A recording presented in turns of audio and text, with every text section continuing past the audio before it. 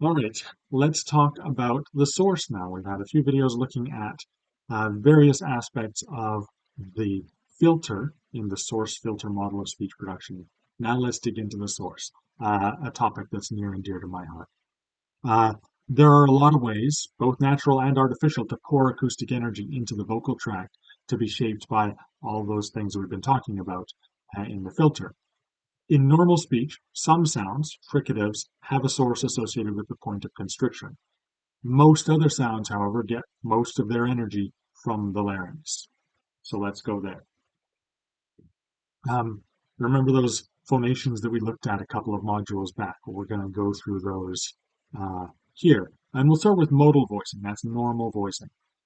The spectrum of the source for this is a harmonic series where the harmonics decrease in amplitude as you go up the frequencies by about 12 decibels per octave. Now, we never see this, right? Why do we never see this? Because we always have something that's filtering that sound. If we didn't have something filtering the glottal source, we'd be headless. I'm recording this shortly before Halloween, so I guess this is kind of seasonal. Um, yeah, it would sound comical in a grotesque kind of way, uh, but the spectrum is actually quite tidy uh, if you have a way to simulate that. Um, right, and the harmonics, like I said, they're whole number multiples of the fundamental frequency. We often so here's a little chart. Um, we often talk about we refer to the harmonics by a capital H and then subscript the number. So H1 is the first harmonic, that's the fundamental frequency, H2 the second harmonic, and so on. Um, the There are a lot of things that can affect this harmonic series. In modal speech, uh, we have some control over what's called the open quotient. Uh, that's the portion of the glottal cycle where the vocal folds are apart. So if you increase or decrease that, that can change. It can actually move you from modal speech into other kinds of speech, and we'll be talking about that in a moment here. Um, there's other articulatory parameters that we can modify, uh, but we're talking about acoustics now. So let's look at some acoustic things. Uh, Jitter is one property. This is how irregular the timing is between the glottal pulses. So if they're all exactly the same distance apart, the jitter is zero. But if the distance shifts a little bit from cycle to cycle, that increases the jitter. Shimmer is how irregular the amplitude of the glottal pulses is. So you see a pulse and then some shape and then another pulse. So if those peaks are all lined up, you have no shimmer. But if there's a little variability in the height of one peak to the next, that introduces some shimmer. And we see some fancy math in the textbook for how to get better. We're not going to be using the formulas for jitter and shimmer here, just to know what the principles are. Another acoustic measure is harmonic to noise ratio. So we can look at how much energy is in the harmonics and how much energy there is overall in the signal, and we get a ratio. Everything that's not harmonic is noise. That's a rough and ready way to approximate that. And different types of source have more or less noise relative to the harmonic energy. And finally, there's a whole family of measures. We're just going to look at a couple here. A whole family of measures broadly called spectral tilt. And that has to do with how steeply the amplitude falls off in the source spectrum. So if it's more tilted, the energy is falling off more sharply. So you lose energy really rapidly as you go up the frequencies. If there's less spectral tilt, it's more level. And so you maintain a fair amount of energy even at higher frequencies.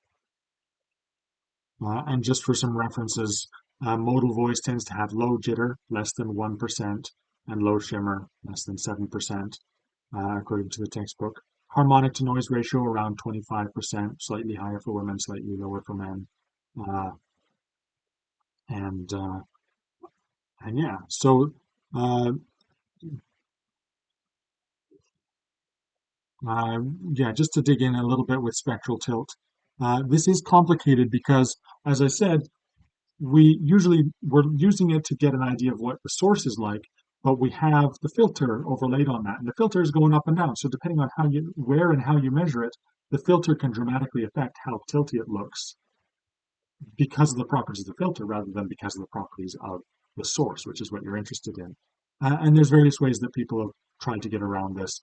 The couple of measures that we're going to look at from the textbook are comparing the amplitudes of the first two harmonics, H1 and H2, and the other one is comparing the amplitude of the first harmonic to the amplitude of the third formant. So the first two are really close to each other up at the down at the low frequency end of the spectrum, and then the other measure looks at a broader stretch. So let's see how these measurements play out in some of our non-modal formations. So first of all, with breathy voice, in breathy voice, there's more opening in the vocal folds, right? Part of them at the back is always open to get that the hissy portion of the breathiness out. That's the noise, right? And overall, the vocal folds, even the parts that are closing entirely, are open for a larger portion of that cycle. So your open quotient is higher in breathy voice than for modal speech. Of course, the harmonic to noise ratio, there's going to be more noise energy relative to the harmonic energy because breathy voice has a kind of a dedicated noise channel there.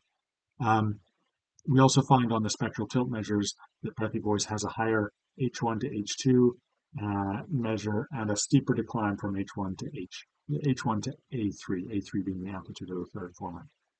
Okay. Creaky voice. By contrast, creaky voice involves greater adduction than modal voice. That means greater closure of the vocal folds. There's actually a lower open quotient in creaky voice than there is in modal voice. It also tends to come with a much lower overall rate of vibration, sometimes below 70 hertz, where even modal voice doesn't tend to go below 80 hertz. So a lower overall rate of vibration. Creak is substantially more jittery and shimmery than modal voice. That's one of the main perceptual things. Those vocal pulses are coming more irregularly. That's jitter, and their amplitudes vary much more substantially. That's shimmer. Right? And for the spectral tilt measures, the first two harmonics and then the first harmonic compared to the third formant amplitude, these are much greater. So the higher frequencies have more energy relative to low frequencies in creaky voice compared to modal voice and breathy voice. Now, so we move on to turbulent noise sources and especially whispered speech. All of the measures we've been looking at, open quotient, harmonic to noise ratio, jitter, shimmer, and these harmonic-based measures of spectral tilt, all depend on the presence of vocal fold vibration. So you've got to have those harmonics to look at. And so they're not going to work on whispered speech or any other sound with an entirely noise-based excitation, such as voiceless fricatives. So these sounds, like whisper, are acoustically distinct in that they don't have those glottal vibrations. And it also turns out that noise-based excitation doesn't have the same rate of decline. It tends to have a much flatter spectrum. And you'll notice that if you look at a spectrum or a spectrogram of whispered speech. As you're also noticing that it looks dramatically different because there's none of that glottal pulsing going on. So there you go. We've had a look at some ways that we can measure the source and some properties of that source, how they vary with different types of sources as we go through those different types of formation that we were looking at a couple weeks ago. And that is our tour of the sources, and that also concludes our overall look at source filter theory.